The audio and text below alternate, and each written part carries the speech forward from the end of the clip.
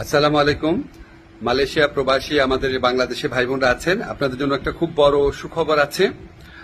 আপনারা হয়তো ইতিমধ্যে খবরটা পেয়েছেন, তবু আবার কনফার্ম করছি যে মালয়েশিয়াতে যারা বাংলাদেশের আমাদের শ্রমিক ভাই বোনরা আছেন তাদের জন্য মালয়েশিয়া সরকার মাল্টিপল এন্ট্রি ভিসা দিবে, এই ঘোষণা দিয়েছে। এটা অফিসিয়ালি কনফার্ম করা হয়েছে।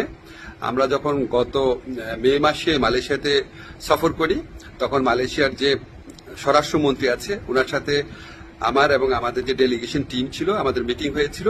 আমরা ওনাকে খুব স্ট্রংলি বলেছিলাম যে দেখেন, অন্য কোনো দেশের শ্রমিকের জন্য আপনার সিঙ্গেল এন্ট্রি ভিসা দেয় না, অন্য সবাইকে দেয় মাল্টিপল এন্ট্রি ভিসা, শুধু আমাদেরকে দেয় সিঙ্গেল এন্ট্রি ভিসা।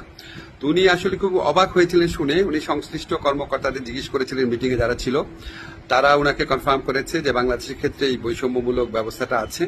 তো উনি এটা শুনে সাথে সাথে নির্দেশ দিয়েছিলেন। তো তারপরও আমরা খুব ওয়েট করছিলাম, দিনের পর দিন যোগাযোগ রেখেছি কবে এই সুখবরটা সত্যিকার অর্থে আমরা এক্সিকিউটেড দেখতে পাবো।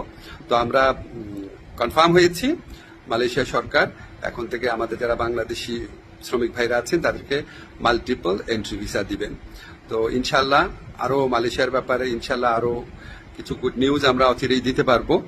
আমাদের অলরেডি একটা প্রতিনিধি দল মালয়েশিয়াতে আছে, সামনের মাসে আরো বড় পর্যায়ে একটা সফর হওয়ার কথা আছে। ইনশাল্লাহ আমরা খুব দ্রুত আরো কিছু গুড নিউজ আপনাদেরকে দিতে পারবো। সবাই ভালো থাকবেন, ধন্যবাদ।